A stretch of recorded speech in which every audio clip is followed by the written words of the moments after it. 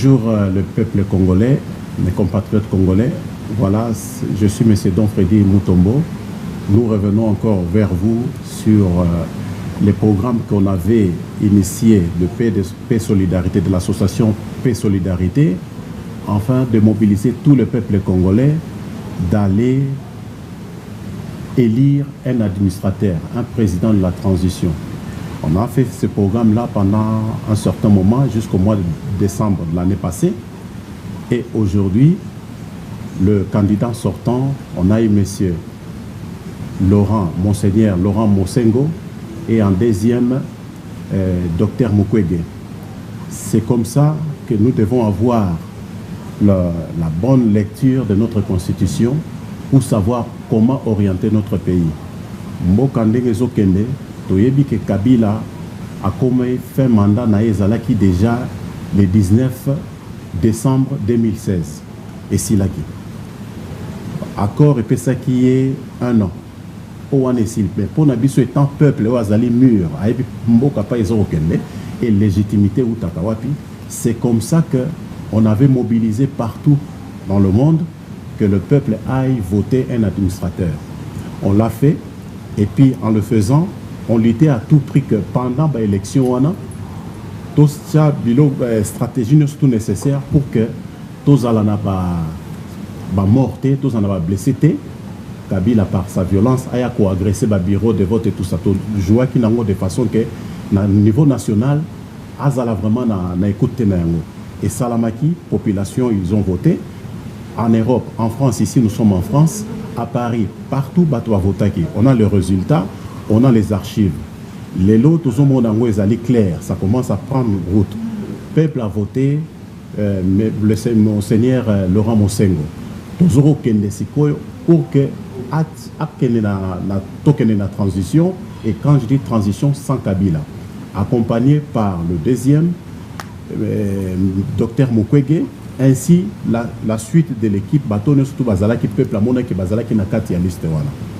Tozo ko kenene yango muke et biso senga ke biso nyonso tout se mettre ensemble puisque yé Kabila azolinga kotikala na pouvoir mais azal sous na pouvoir te. Lelo azomona ke makamu se comme ko échapper yango tozo mona biloko ezoleka na biso tozo ko kende de façon administrateur na biso to ko tsaye na place à gérer transition sans Kabila et pour préparer l'élection à venir, Mboka et Zongi sur le rail.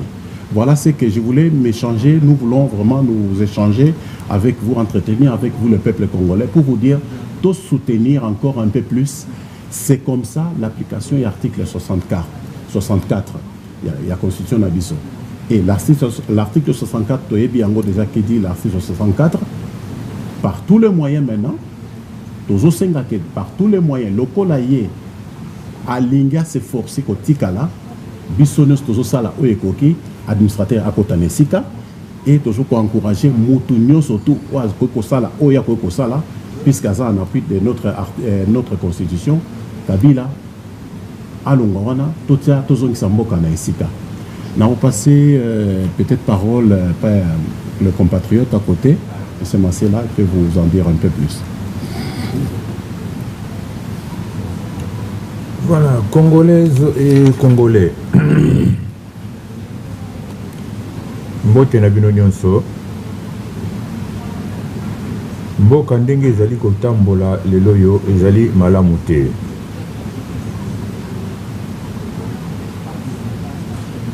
Constitution na biso etindaki ete ba vote esalema pona gouvernement président azala en place, gouvernement ezala en place, ba vote wana esalemaki, renouvellement et candidature esalemaki, na ba moyen, na ba voix oyo egoyi kozala malamu pe ezalaki malamu te, mais elekaki. Vote wana elakisaki te ezalaki contrat social entre mutu oyo baponi na peuple congolais. Kabila a renouvelé mandat 2 fois et il n'y avait pas possibilité pour Asala Yango une 3e fois. À partir du moment où Alingi Kotika Azolinga Alingi Kotika na pouvoir après 2e mandat, et là d'ici que contrat social na ye na peuple congolais ezali rompu. Contrat wana esili entre ye na peuple congolais. Contrat esili pambate po na ye constitution ya Congo ezalaka te. Tina oyo ye alingi kovandela na pouvoir eza ye ayebi. Mais biso tokolanda constitution na biso. Alors, tokomi na point que constitution ezala respecter biso tosalela article 64. Article 64 wana etindi que Congolais nyonso a s'opposer na mutu oyo alingi atikala na pouvoir na force. Pe alingi kozwa pouvoir na force. Yango yo Kabila na équipe na ye baza kosala. Balingi batikala na pouvoir na force. Congolais place nyonso ozali na droit ya koboya ete système ya Kabila ezala kaka na place. Tobandaki kolakisa ete akoki su kozala na place te na vote ndenge boyoki vote oyo esalemaki. Vote oyo esalemaki ezaki vote libre pona kopona ba administrateur et transition. Bolingaki ete Cardinal Mosengo azala na parmi baponami. Bino boponiye simanaye eye Dr Mukwege na balandi mususu bango wanande bakosimba transition sans ye Kabila. Alors pona ete bazala na makasi ya kosimba transition wana peuple congolais bino biso nyonso esengeli tozala simana bango. Donc bipai biso tokokende elakisi ete totia Cardinal Mosengo liboso. Toyeba ete mokumbi mboka motambusi mboka lelo yo ezali Cardinal Mosengo elandi ye Dr Mukwege na ba candidat nyonso bazalaki na équipe wana ya ba candidat pona vote libre. Na mitu na biso congolaise et congolais plesika nyonso bozali foto yeba ete président ya lelo yo ezali administrateur oyo vote ebimisi donc Cardinal Laurent Mosengo. Alors, pona kopesa ye puissance nyonso, pona kopesa ye imperium nyonso. Oyo tindami, oyo pesami na mutu oyo ifwa kamba mboka. Mosali Congo, travailleur congolais nyonso place ozali. Longola na mutu na yo oyo etali système Kabila. Oyo etali gouvernement Tshibala. Longola yango na mutu na yo. Désobéissance civile et bolingate bozelate et que baloba na bino désobéissance ko banda mokolo boye. Désobéissance civile ko banda mo ekozala mokolo boye lundi boye mardi boye te. Banda mokolo oyo bomonaki babimisi vote ya résultat ya vote administrateur. Désobéissance civile et bandi mokolo wana. Ti tango tozolo baboye désobéissance civile eza en cours. Voilà. Mosali ya aéroport place ozali. Osalaka na aéroport, osalaka na tour de contrôle. Rôle na yo ezali kotika te avion oyo ya Kabila emata ekita. Kotika te gouvernement Tshibala babima na avion te. Avant au exécuter ordre Luka moyen au kota en lien na bureau ya Cardinal Mosengo. Yende mutakoye bisabino soki avion wana ekoki kokende to te. Soki avion wana ekoki kokita na aéroport to te. Bino batboza na beach Ngobila. Masuwa pona elongwa na beach. Ekende soki Braza. To ekende Mbandaka, ekende Kisangani, ekende Bandundu. Bino nde batu boku kebisa pona bayini ya mboka na biso bakima te. Bozala en rapport na bureau ya Cardinal Mosengo. Bino batu bozana kati ya Kinshasa, bino batu bozana na place nyonso bozali na possibilité ya kojouer rôle na yo.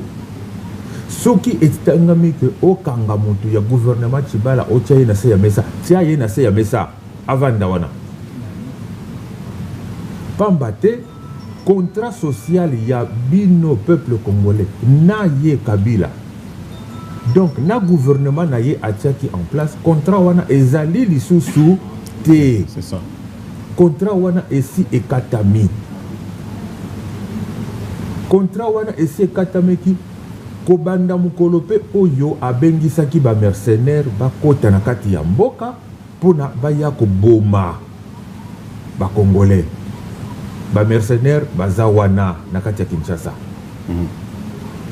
Ba oyo nyonso baza kotia tembe bakanisa te que ezali seki. Ya biso ba militaire ba oyo ba patriote ba botoli bango eloko nyonso oyo bakoki kosalela oyo militaire nyonso asalelaka ba pesi yango na ba mercenaire. Ba mercenaire ezali batu oyo ba wuti banda ba yeko bundela Kabila, ba yeko bundela mboka te, ba yeko bundela Kabila na équipe na ye na système na ye nyonso. Et ba ministre nyonso baza na gouvernement ya Tchibala. Na ye Tchibala. Bakanisa te que Kabila na équipe na ye bakobikisa bango. Baza batu moko baza kati na kati ya liste ya bakufi. Kabila soki amoni akomi acculé akobomisa bango nyonso. Voilà. Akobomisa bino nyonso pamba te ye posa na ye ezali te que gouvernement etikala te. Posa na ye ye azala na pouvoir a continuer ko diriger mboka pona parti moko ya est ya mboka na biso elongwa ekoma territoire oyo ye akosala empire na ye. Alors bino gouvernement Tchibala bokanisa te ke boza ko diriger mboka donc boza ko servir peuple te. À partir du moment où contrat social naka entre Kabila na peuple et Katani boza ko servir lisusu peuple te. Boza ko servir volonté personnelle ya Kabila. Et à ce niveau-là, bokozalaka tango nyonso condamné. Na bambula pe mikolo ekoya. Merci beaucoup.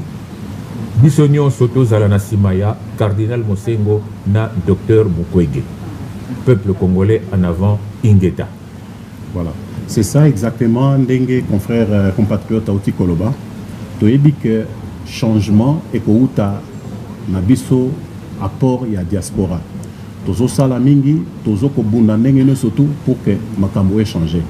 Tozo ko sala, to comme na phase ya application article 64, ndenge moko bao baza na Kinshasa, bazo sala bao bazali na Bukavu, bao bazali na Goma, Kasai, partout bato bazo sala. Nde tozo conscience wana olobake, il faut te forcer, tozo ko kende, moto wana azo kende libanda. D'ailleurs, pour en révéler bino un peu quelque chose, pour en révéler bino quelque chose, ezalinini. Kabila pouvoir na esi esili. Bato aze côté là-bas motema, basi babwakisi, basi batikiye. Donc il est là, il n'a plus de soutien. Libanda, et là qu'on a eu Sabino, il y a quelques semaines ici, puisque lokola yaze côté motema na ba loge, na zotia bato bazo simbaye, bilo qu'on sait comment il est passé, pourquoi? Bakendaki kolongola to ko arrêter makambo na ekalate yango soki ezosala kezali boyebi nde balobaka nyoka soko sokati mutu nzoto eninganaka.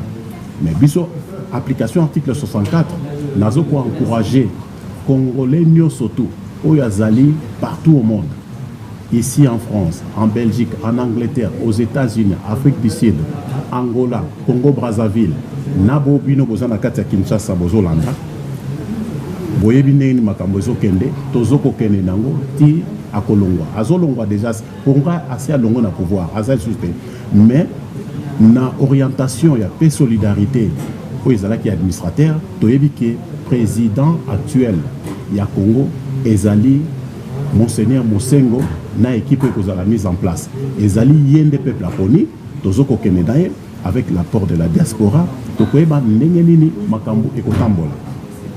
sur ce, nous avons encouragé aussi mes compatriotes Oyo, Bazako Zaba initiative, Yakosala, marche, Tozoko Kenenango, la pression, toujours que nango na lobbying, toujours que na ba entretien, ba raconte de façon que makambo les a appliqué. Boye tous à la bisonner surtout ensemble derrière cette orientation à kolobake toke na transition sans Kabila. Tant tous le sans Kabila, ezalité il y a azali na sima atie mutumoko a représenté et par après tous on est dans le même système. Non, toliko zongi samboka na biso na rai et que les choses soient claires. Donc, on va revenir encore vers vous très bientôt, même pas prochainement, très bientôt, de façon pour définir ma caméra. Je voulais aussi insister sur la trahison. La trahison, bisoba congolais, il faut tout comme un point, il y a vraiment développer notre capacité politique, hein, classe politique, il y a peuple congolais, ils ont totalement développé, ils ont mata, mais tout comme que Mouto a trahi le Congo, a trahi la population, c'est sans pitié. Tala Batouazo Koufa combien? Batouazo combien de massacres ou Tikoleka? Tous les 21 ici, on a annoncé encore aujourd'hui l'information. Le 21, il y aura une manifestation à Bruxelles. Le 19 à Bruxelles, la Kinshasa et Kozala, na Paris ici et Kozala. Donc tout ça, ils allaient côté pression que Makamou ensemble. Ce qui a été abomi, il y a un lobby, surtout le Congolais au bazo collaborer avec l'occupation. Biso photos à la déterminer l'application article 64. Batouana, c'est sans pitié. On attend dire que Kimbuta, ou a déjà hors mandat aussi, qui a souffrant, il me semble qu'il a Koufi et tout ça. Ce qu'a Koufi, tant mieux, puisqu'il a trahi déjà le peuple congolais. Ba maman Boni, Oyo Bazaline, dans le village Nabiso, au bazoko violer bango, bazako bana mibali amboko bazalité pour nous soutenir. Est-ce que namboko mibali bazalité pour nous toujours kufaboy? Mais c'est là cette fois-ci toujours le baquet. Biso peuple congolais azali debout et toujours continuer. Toko kenenango ko zong sa ko récupérer mboka na biso par l'administrateur.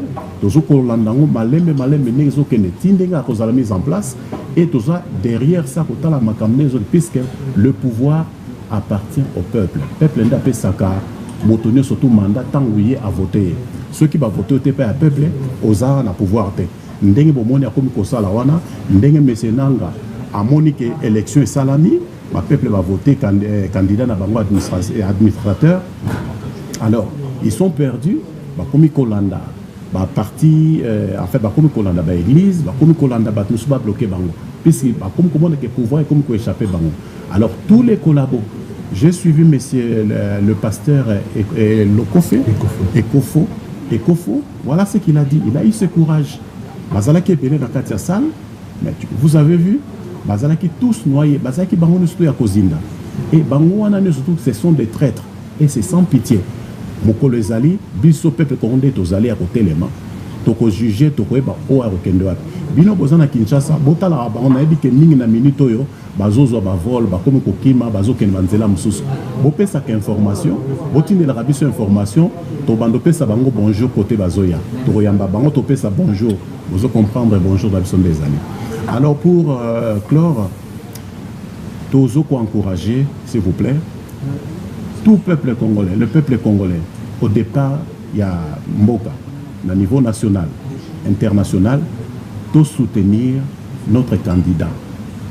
Candidat Laurent Mosengo, Monseigneur Laurent Mosengo, bisonde to ponaki ya ponaki bisote bisoto lobi yo na ba élection to te ko sala, to moni ki partenaire so ba poneye, to za na ba archive, o ba kolinga na ba vidéo to kotindela bango ba vidéo, ba bengi biso, to kopesa bango ba photo. Dans la liste makamone sont les kaki et bakoyebake ah c'est ça cette orientation que nous voulons avoir.